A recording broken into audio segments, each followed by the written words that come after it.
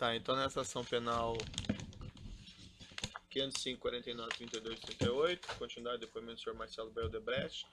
Senhor Marcelo, alguns detalhamentos a esse respeito.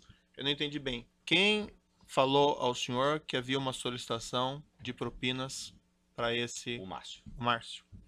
E o que ele falou ao senhor exatamente? Eu me lembrava na época que ele tinha... Eu tô fazendo esse agora. Eu entendi dele, me lembrava que tinha sido o Vacari. Vacari. Parece, pelo que eu vi aí dos depoimentos, que pode ter sido Barusco via Rogério. Mas assim, o que foi dito para o senhor na época, o senhor se lembra, Vacari. seria o Vacari. Tá. E havia uma solicitação de pagamento de valores por conta dessa contratação do estaleiro ou do afretamento? Do estaleiro. Ah, do estaleiro. Foi pedido ao estaleiro. Tanto foi pedido. Eu tenho até uma nota, é a única nota que eu tenho até com o Márcio Faria sobre essas questões de pedido de solicitação de propina. É a única nota que eu tenho, que é uma nota que eu falo até, DGI, consórcio, Vacari. Foi o pedido de Vacari para o consórcio. Tá. E que eu saiba, todos os três negaram. E Nós, ele a pediu... UAS e a UTC. Tá. E ele pediu ao senhor que fizesse o quê, o senhor Márcio daí? Ele pediu para eu ajudar ele a segurar, entre aspas, segurar o pedido do Vacari. Segurar como? Segurar quer dizer, fazer com que... Porque, eu entendi de Márcio, ele estava sendo solicitado, não queria atender, e aí pediu um apoio meu para que não houvesse mais essa insistência. Certo. E aí o senhor procurou o senhor Antônio Palocci? Aí eu procurei o Antônio Palocci. Procurou mais alguém ou só ele? Não, só mesmo ter procurado ele. E o senhor se lembra das circunstâncias desse encontro? Não, eu tive dezenas de encontros com o Palocci, então, e esse tema não se resolveu em uma reunião, porque eu levei para o Palocci esse tema, aí lógico que a primeira questão dele é tirar o corpo dele fora e, não, esse tema não é comigo, é outro que está pedindo, resolva lá. E eu fiquei nesse indo e vindo, e em um determinado momento o Márcio firmou que não vai pagar, eu firmei com o Palocci e acabou por isso mesmo. Tá. E o que o senhor transmitiu ao senhor Palocci nesses encontros? Que estava tendo, que exatamente, teve um pedido, e eu sempre usava, quando vinha esse questão, como já teve 2 casos anteriores, usava como argumento de que, olha, o que eu tenho com você acertado, os valores, é toda a relação que me envolve. Então, não cabe pedidos de projetos específicos. Esses valores que eu acertei com você já engloba toda a nossa relação. Tá? Se por acaso o executivo meu resolve concordar com outro, é problema dele. Agora, se chegar a mim, isso aqui já tem que englobar tudo, então não teria nada. Foi isso basicamente que eu usava isso como argumento. Eu não sei se entendi, mas o senhor justificou a não aceitação do pedido porque já tinha aquela relação de pagamentos? Eu sempre usava a questão de que eu não ia pagar porque usava isso que envolvia toda a minha relação. Quer dizer, eu na verdade, o fato de eu ter criado isso, ser o grande doador, é exatamente para evitar os pedidos específicos. Certo. No seu entendimento, estava englobado pelos pagamentos anteriores? De certo modo, sim. A relação englobava tudo que eu viesse, quer dizer, qualquer coisa que eu viesse a pedir, se algum executivo meu acertasse com alguém do PT, era problema dele. Mas se eu viesse, já estava englobado naquela relação. Ou seja, não cabia. Se eu estava atendendo a ele, a todos os pedidos que eles me faziam, por que cargas d'água eu deveria pagar por pedidos específicos, entendeu? Essa era a minha cabeça. Então eu sempre usava isso como argumento. E esse argumento foi aceito por ele? Sempre. Foi aceito nas 3 vezes que eu levei esse argumento, que foi o pedido que houve de propina ao ProSub, que nós não aceitamos, o pedido de Belo Monte, que nós não aceitamos, e o pedido para o estaleiro, que nós não aceitamos. Que já tinha aquela relação mais geral. Que tinha relação mais geral. Bom, acho que são essas indagações do juízo. Eu passo ao Ministério Público. Esse aqui ele vai juntar, tá? Sem perguntas. Ministério Público. Aceite a acusação, tem perguntas? Os defensores... Tem perguntas? O defensor do acusado deixa por último, sempre. Eu tenho perguntas.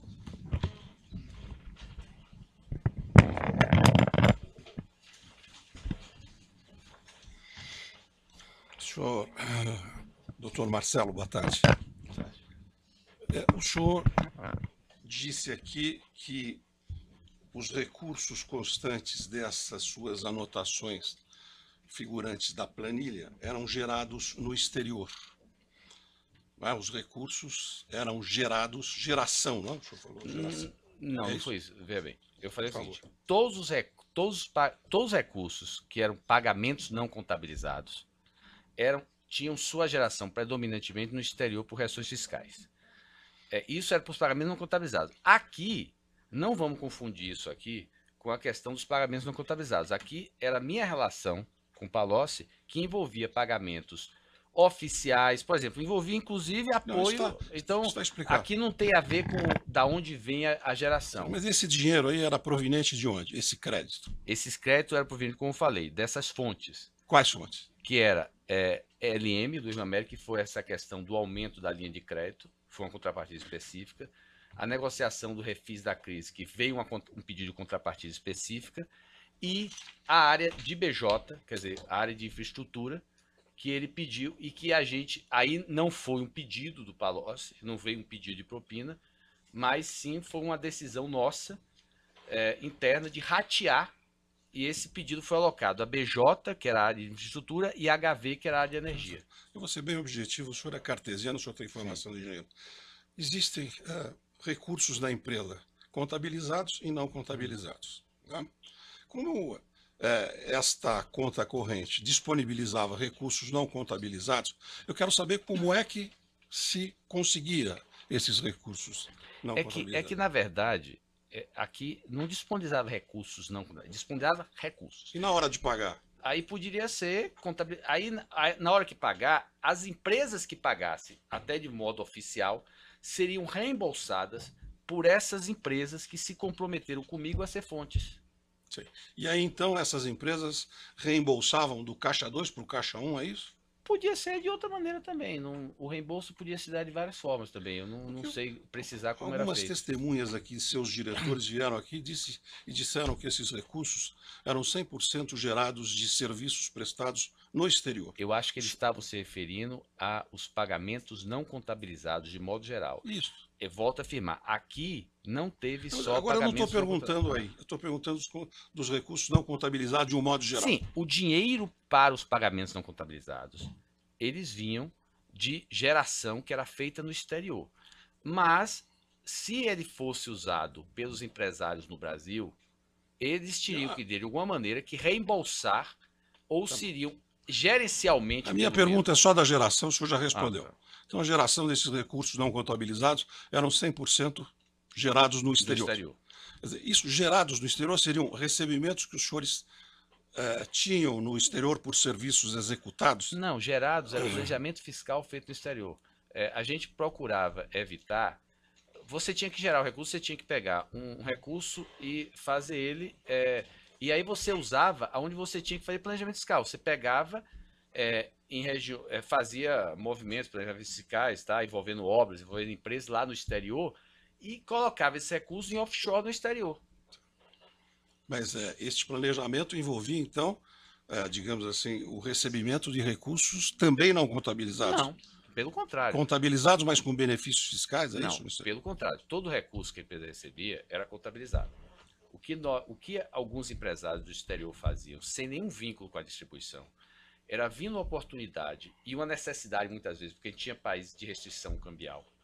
Eles viam necessidade de fazer planejamento fiscal. Ao fazer planejamento fiscal, eles geravam recursos não contabilizados, que eram depois utilizados pelo pessoal de distribuição. Entendi. Quer dizer que, então, 100% desse dinheiro não contabilizado, a origem é exterior, é isso? Predominantemente. Bom, é isso que eu Pode queria... ter um outro planejamento fiscal feito no Brasil, mas acho saber. difícil. O senhor disse que havia um outro italiano que ocasionalmente, episodicamente foi referido e que não se relaciona esta referência com a planilha. Não é? Esse italiano a que o senhor se referiu seria de uma empresa italiana, o senhor disse. Não, Por acaso seria Giugiaro o nome dele? Não tenho a menor ideia. Codinome italiano. Eu só conheço como Palocci. O que houve, eu falei bem claro, tem 1 ou 2 e-mails, só para não haver confusão, tem 1 ou 2 e-mails que eu acho que vem de Benito Júnior, que estava conversando sobre, de fato, o italiano, que ele conversou, que tem a ver com trem de alta velocidade. Eu acho que o e-mail de Júnior deixa o contexto. Agora, eu nunca me referi a outra pessoa que não fosse Palocci quando eu me referia ao codinome italiano. De minha parte, eu só conheço como codinome italiano o Palocci. Hoje o senhor mencionou um outro italiano que é de fato nascido na Itália. Quem seria ele? Eu não teve, eu falei que exatamente porque quando eu vi o relatório da PF, Não preciso saber por tinha, quê, senhor Marcelo. eu não tenho a menor ideia. Foi um italiano de uma empresa italiana que eu acho que Júnior encontrou para conversar sobre o trem de alta velocidade. E aí ele falou assim: eu me encontrei com um italiano. Mas o contexto do e-mail mostra que ele está falando italiano não como apelido, é italiano se referindo ao italiano da empresa italiana. O senhor ouviu dizer também que havia um terceiro personagem conhecido por italiano nessas negociações, que seria o cidadão efetivamente italiano chamado Vitor Sandri. Nunca ouvi falar. Em que negociações? O senhor, seu pai, depondo aqui, disse que havia 3 ou 4 pessoas que eram conhecidas como italiano. Pode ser para ele. Veja bem, os codinomes eram individuais de cada um. Eu só me referia ao codinome italiano como Palocci. Ele pode ter outros italianos da relação dele que ele tratava com outros codinomes. Quando eu falava, era Palocci. E a propósito, nesse último e-mail que o meritíssimo juiz exibiu e perguntou para o senhor esclarecer, em que o senhor saiu da reunião com a presidente Dilma na companhia de Itália, não é? Por que o senhor usa nesse mesmo e-mail Itália e Palocci no mesmo texto? Economizar 2 letras. Para economizar 2 letras. Porque... O pessoal entendi, Itália e italiano. Porque se um codinome é utilizado, certamente, ou pelo menos usualmente, é para ocultar a verdadeira identidade do personagem. Olha, todo mundo, é só ver o contexto dos e-mails que eu mandava, todo mundo sabia que eu estava me referindo ao Palocci. Então, se eu botasse Itália ou italiano, todo mundo sabia que eu estava me referindo ao Palocci. E o Palocci, que o senhor chama aí de italiano, alguma vez tratou com o senhor assuntos relativos à Petrobras? Não. Assunto à Petrobras, a única coisa é o seguinte, o único pedido que eu fiz a ele, que eu acho que foi esclarecido, se eu não me engano, por Jorge Metidieri, certo? Foi uma questão que envolvia uma concorrência na área de IP, tudo a questão dos Riser Tower, que era um projeto que eu achava que tinha legitimidade institucional até para fazer o pedido a ele, porque era quebrar um cartel de empresas internacionais. Então eu fiz um pedido que foi mais ou menos dezembro de 2010, janeiro de 2011, e até consta lá que depois eu falei que aquele assunto não está indo bem, que foi em relação a esse pedido que eu fiz, específico dele. Por causa da Petrobras, foi esse pedido que eu fiz para ver se ele ajudava a gente a quebrar esse cartel e ajudar a gente a ser uma das opções contratadas para fazer uma questão de uns risers flexíveis. É uma conversa republicana, então. Foi. Petrobras não fazia, fora essa questão de pressão dele para vir, mas Petrobras não fazia parte da minha agenda realmente com o Palocci. Minha agenda com o Palocci era ampla, tinha vários temas, mas Petrobras não fazia parte da minha agenda. A próxima pergunta é exatamente essa. Se alguma vez Palocci solicitou propina em decorrência desses contratos da Petrobras. Mas o senhor já respondeu que nunca tratou desse assunto. A única vez que eu falei foi quando eu fui recorrer a ele para evitar um pedido de propina. Está bem claro, está bem claro. Bom, o senhor se referiu muito aqui, inclusive mencionou insistente, repetida e recorrentemente o nome do Antônio Palocci, dizendo, olha, a minha conta com o Palocci, o crédito com o Palocci, sempre o Palocci. Esse dinheiro, esse é um crédito pessoal, pessoa física dele, ou o senhor está se referindo, digamos assim, ao crédito do partido como doação de campanha política? O senhor falou Palocci, Palocci, Palocci. Pode haver alguém que mal intencionado queira interpretar isso como um crédito pessoal, se é que não é. Então o senhor vai nos esclarecer. Eu sempre deixei claro que essa é uma relação minha, um conta corrente que eu tinha com a presidência, com o PT, e os interlocutores meus para ela, que eram quem aprovavam, quem autorizava os pagamentos, eram, no início, Palocci, e depois, a partir de meados de 2011, o Guido. Tá bem. Interlocutores e não donos, né? É isso? Eles eram quem autorizavam os pagamentos daqui. Muito bem. Não disse que os pagamentos eram para eles. Muito bem. E alguma vez o senhor Antônio Palocci solicitou que essas contribuições de campanha, quer feitas em dinheiro, em espécie, quer as feitas através de pagamentos a fornecedores de campanha, conforme o senhor descreveu aqui, ele alguma vez disse para o senhor para isto ser em caixa 2, ele pediu? É como eu falei, ele não pediu, mas ele não falava assim, faça via caixa 2. Mas se ele pede um pagamento para João Santana fora da época eleitoral, ou até porque ele sabe que este valor não está. Ele sabe, não precisa dizer que é caixa 2 para saber que é caixa 2. Tá bom. Mas a minha pergunta, porque aqui, diferentemente de ciências exatas, aqui no direito tem os fatos que nós conhecemos diretamente e os de ouvir dizer, e os que nós presumimos. A minha pergunta para o senhor é o seguinte: alguma vez ele pediu para o senhor caixa 2?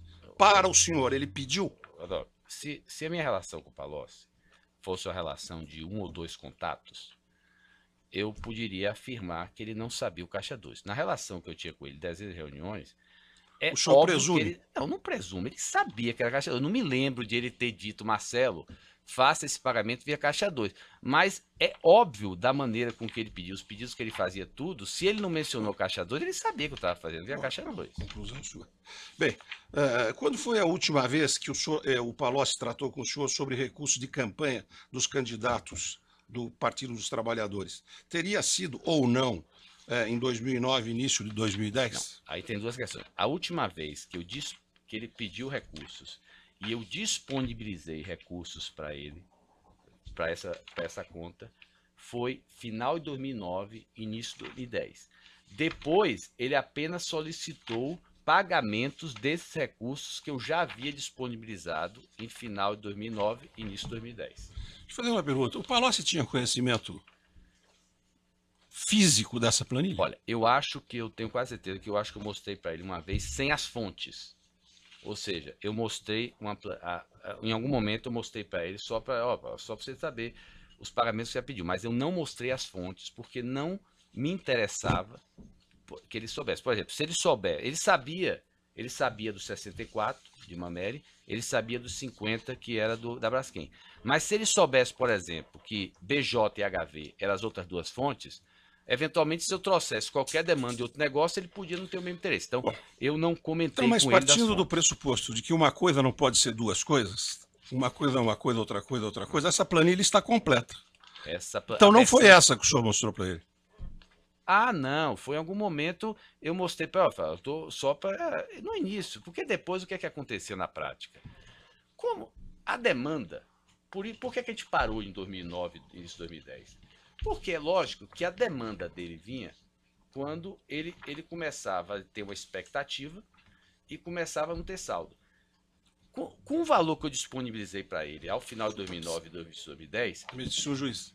Oi. Acho que o interrogante está precisando de água aí, ele está... Não, tá aqui. Com o valor que eu disponibilizei para ele, final de 2009, final de 2010, início de 2010, a gente passou a ter um saldo que ele nunca mais chegou ao seu final. Então não houve futuras demandas. E como a partir de 2011, quando ele saiu da Casa Civil, a relação passou a ser, os pedidos da presidência passou a vir através do Guido, o que eu tinha já disponibilizado para ele resolveu esses pedidos que ele me fez em 2011, 2012, 2013.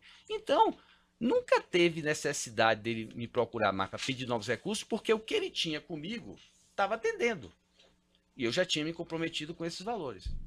E essas determinações ou essas autorizações eram para pagar fornecedores de campanha? Não, para várias questões, inclusive campanhas no exterior, de candidatos que tinham alinhamento partidário com o PT. Como eu falei, tinha questões de candidatos do Brasil que ele autorizava o pagamento. Então, teve campanhas diversas.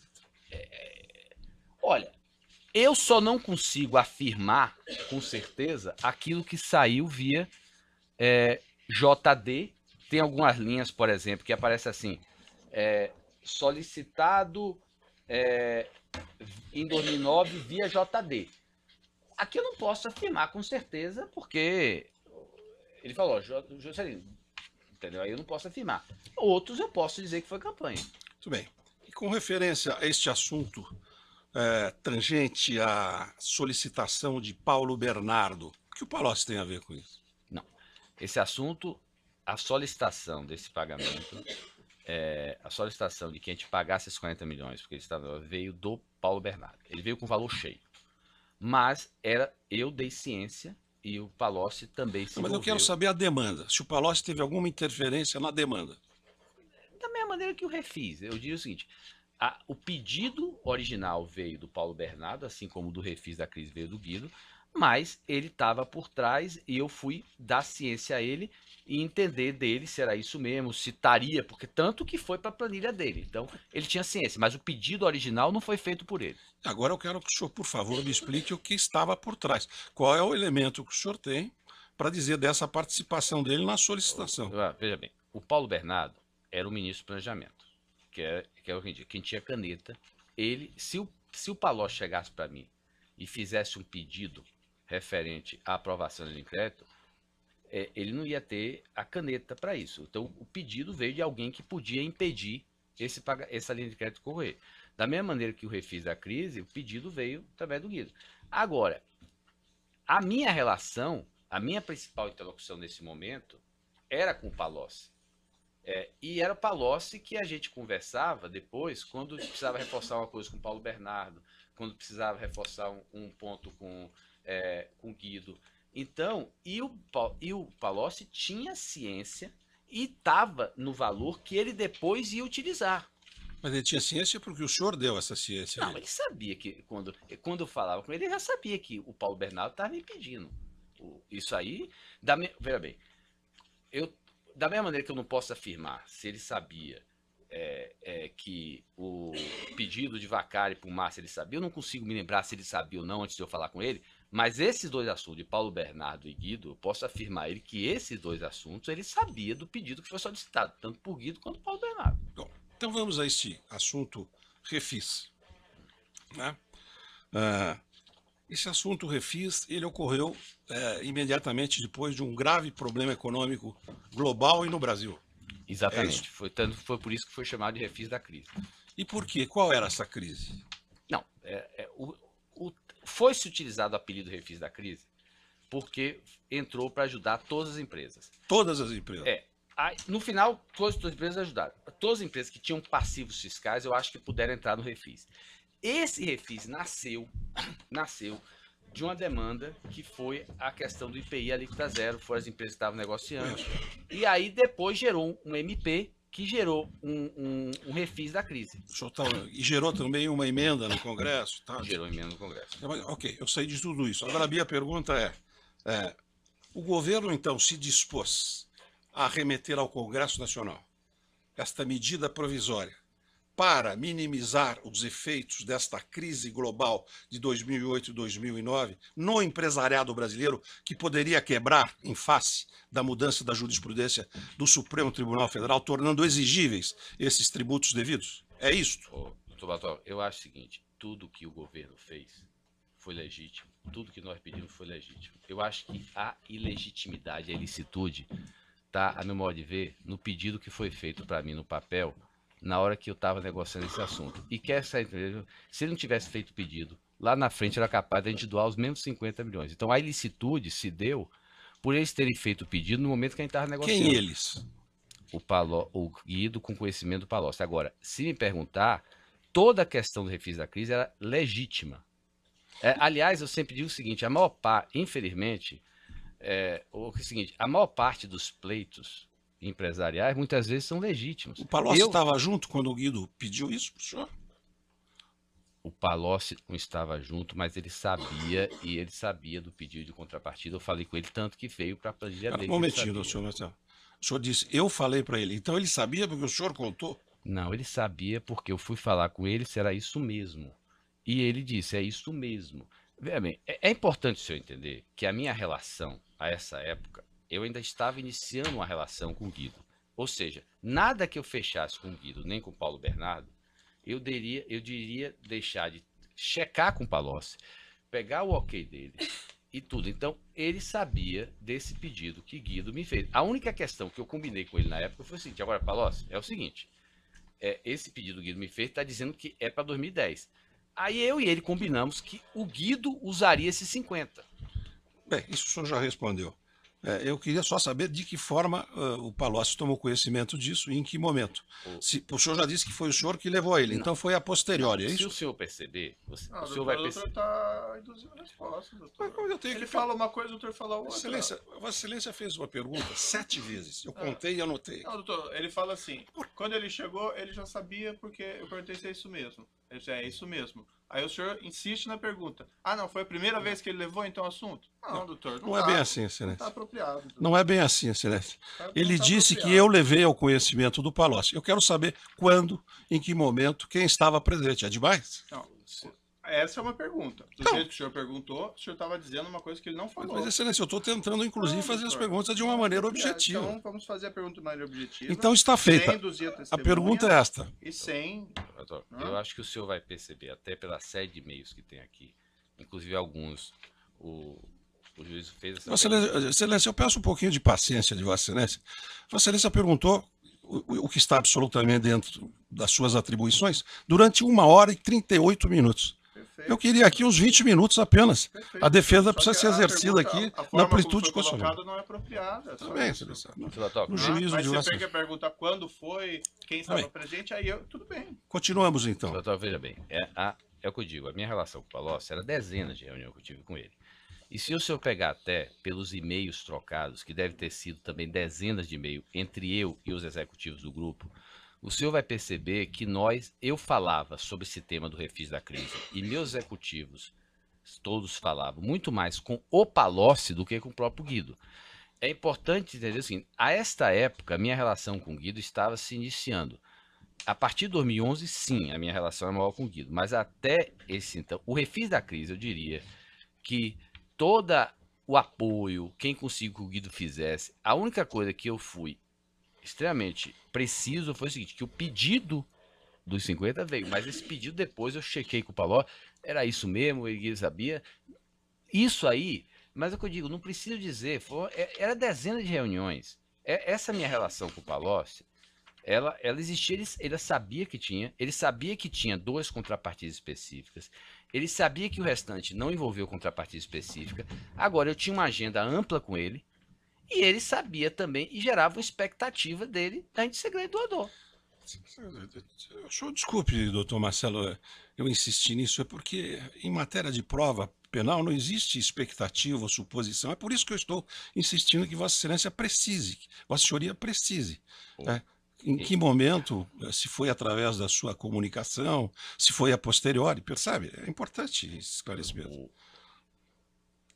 Veja bem, esse assunto, estamos falando do refis da crise, esse assunto do refis da crise foi uma contrapartida, de fato que houve. O Palocci sabia deste valor de 50, que esse valor de 50 era oriundo de um acerto que teve do refis da crise, e ele ajudou nesse assunto. O assunto 64 ele sabia. Os demais, é como eu falei para o senhor, fora esses 2 temas, não houve nenhum pedido de específico, não houve. O que havia... Pedido de quem? Não, nem de meu, Palocci? nem dele.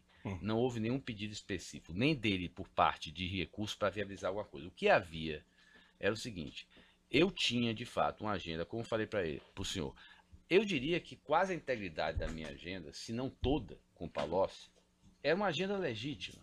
Eu defendi interesse legítimo. O senhor esclareceu O que isso. não quer dizer que, mesmo quando a gente pedia uma agenda legítima, infelizmente isso gerava do lado de lá uma expectativa, certo? De demanda financeira. Ou seja, quando eu levava pedidos para eles assegurarem, veja bem, era uma obrigação do governo fazer frente ao orçamento do OGU para pagar uma obra que eles tinham contratado, inclusive com transferência de tecnologia que envolve. Agora, só o fato de eu ir lá e pedir para eles cumprirem o orçamento, pedir para pagar faturas da ordem de 200, 300, 450 milhões, eu já sabia que do lado de lá gerava expectativa. E o problema muitas vezes, sabe o que é? É que muitas vezes é impressionante que o governo cria os problemas para a gente e depois, quando a gente entope nossa agenda para eles solucionarem os nossos problemas que eles criaram para a gente, eles criam expectativa de a gente ser grande doador. E quanto mais a nossa agenda, mais expectativa de que a gente vai doar. Tá bem, tá explicado. Eu não consigo entender como é que o senhor detecta o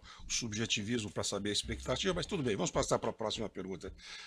O senhor disse que o senhor não era atendido na maior parte das vezes pelo governo, a despeito de toda essa interlocução que o senhor tinha com o Palocci. Eu já sei, o maior interlocutor com o governo era o Palocci, eu já sei que o senhor falava com ele muitas vezes, já sei que o senhor trocava e-mails com ele, não é preciso repetir. Eu pergunto por que o senhor disse lá no seu depoimento que vazou da Justiça Eleitoral, do Tribunal Superior Eleitoral, que o senhor não era atendido, o senhor era, na verdade, um bobo da corte. Eu disse o seguinte, que a maior parte dos temas que faziam parte da minha agenda eram problemas que o governo mesmo criou. Então, por exemplo, eu entupi minha agenda com o Guido, certo? Para pedir a questão de resolver o problema do setor de álcool. Eu entupi minha agenda com ele para resolver o problema da exoneração fiscal. Aí, por incrível que pareça, quando ele resolve o problema, cria uma expectativa do lado de lá de que, estou resolvendo o seu problema. Tá bom, mas E por aí que cria uma bobo da expectativa corte? de apoio financeiro, é um absurdo. Mas Foi por isso que eu- bobo da Por corte? isso, porque eu vou lá, peço, a gente aceita fazer missões e programas que nada, por exemplo, pega as arenas. Nós estamos para fazer as arenas, não ganhamos nada, perdemos dinheiro, em cima de compromissos que o governo assumiu com a gente. Depois, a gente fica lá pedindo, mendigando para o governo resolver os problemas que ele mesmo criou. E quando resolve, ainda cria uma expectativa de a gente doar dinheiro para a campanha? O senhor conhece um italiano chamado senhor Giorgio Giugiaro? Não. Posso até ter ouvido falar, mas não me lembro. Quem é italiano aço? Não. Está mencionado numa das planilhas constantes dos autos, uma rubrica italiano aço. Não é mais só italiano, só nem Itália, mas italiano Aí aço. são. Bom, você vai se enrolando. Veja bem, o assunto é o seguinte. Eu não quero nem envolver outras pessoas, mas o senhor vai se enrolando, vai se enrolando. Olha, eu não sabia desses apelidos. Quando eu estava no processo de colaboração, eu fui descobrir. Acontece o seguinte. Em 2009, 2010, Eu só quero saber se o senhor sabe quem é. italiano aço tem a ver com italiano sim. Foi um pedido que foi feito por uma empresa, certo? Do setor siderúrgico, para mim, certo? Para que eu assumisse uma contribuição de campanha que ele tinha acertado com o Palocci. Aí o Hilberto colocou o nome italiano aço, porque era um compromisso que a gente tinha com a empresa siderúrgica Para contribuição de campanha. para a contribuição de campanha feita, acertada com o italiano, que era Palocci.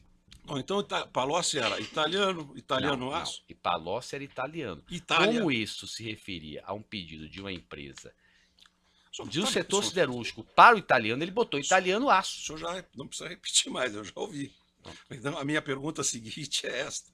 Quer dizer, então, se nessas rubricas, três nicknames se referiam a Palocci. Italiano, Itália e italiano aço. Não, italiano, Itália, o caso italiano aço não era um codinome, era o apelido que foi dado a um pagamento específico feito a pedido de uma empresa siderúrgica do setor de aço O senhor vai repetir, para o senhor? italiano. Eu vou interromper aqui por causa do tamanho do áudio.